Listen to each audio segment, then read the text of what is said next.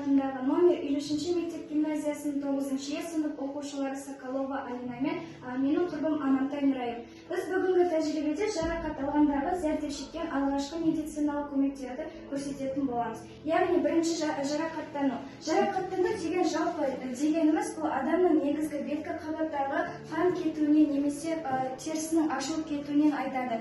Яғни бұндай кездегі олар негізгі кедергілері өткір құралдар жатады. Яғни пышақ, алмас және де өйнек деген сияқты өткір құралдарды жатқызамыз. Бірақ олардан біз аулақ жүріп керекпіз. Ал егер адам сол өткір пышақтан құралдардан кейде жарақат алатын кезде біз негізі міндетті түрде медициналық алғашқы көмектерді қолдану қажет. Яғни мен сіздерге бұны қазір көрсетемін. Біріншіден біз мақтаны алу керекпіз және адамның жарақат алған жерінен мақтаны қатты басып тұру керекпіз. Ол себеп бірінші қанын тоқтату қажет. Содан кейін біз мақтаны осы бенттегі мақтаны алып қатты орап айналдырып байлау қажетпіз. Міне көрсеткенімде осылай істеу керек. Содан кейін адамдарды және де басқа да жарақат, мысалы бастан кеткен жарақаттарда да болады. Ондай кезде адам тыныш жату қажет, яғни басып тұру қажет. Содан кейін адамды жатқызып, яғни оны тыныштық сақтап, негізі жедел жәрдемде міндетті түрде қоңырау шалып, оларды шақырып, оны алып кету қажет. Келесі қажау.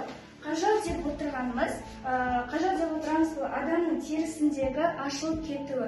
Яғни, ондайға бір мысал себеп адамдарда аяқ киімнен де қажайды. Яғни,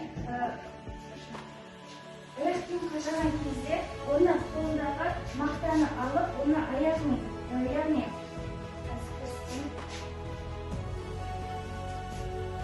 адамның терісіне қажаған кезде, яғни, мысалы, мына жерде аяқ қажайды.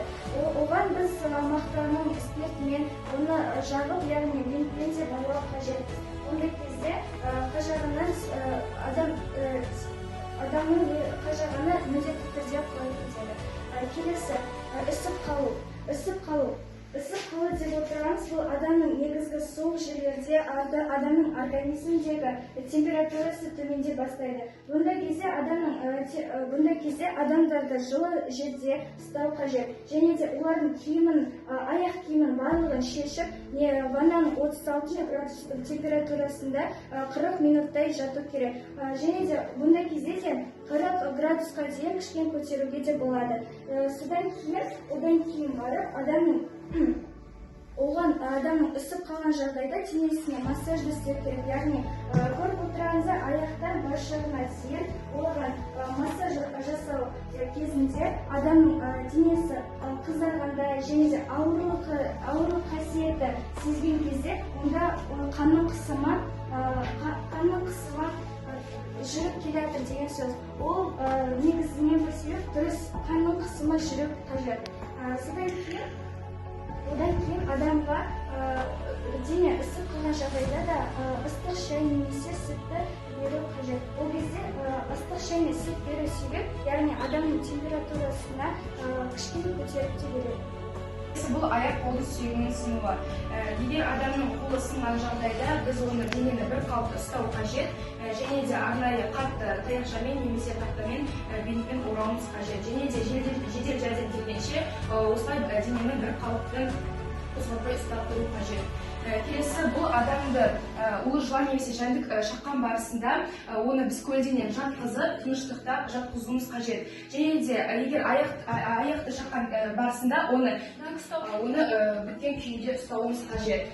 Және де осы біз денеде улың таралып кетпеуі үшін біз ауызбен сорып алуымыз қажет және түкіріп тастау керек. Және осы біз денедегі уды шығару үшін көбінесе адамға көптеген сұйықтықтарды ішу қажет. Келесі, бұл адам талып қалған жағдайда. Адам талған жағдайда біз сабырлық ұстауымыз қажет және де сол адамға спиральді спирттен немесе сол су ішу халінде болған жағдайда су ішкізуіміз қажет. Бұл талу дегеніміз бұл адамның ағзасына судың жетіспеушілігінен және де қан қысымының көтерілуінен болады. Сонымен қатар біз осы бүгінгі тәжірибені толықтай бердік. Яғни біз жарақат алғандағы негізгі зардап шеккендерді алғашқы медициналық көмектерді көрсетіп, толықтай сіздерге түсіндіріп бердік. Сол себептен сіз денсаулықтарыңызды күтіп, денсаулықтарың мықты болсын, өздеріңізді аман есен күтіп жүріңіздер. Назар қойып тыңдағандарыңызға рахмет. Қош болыңыз.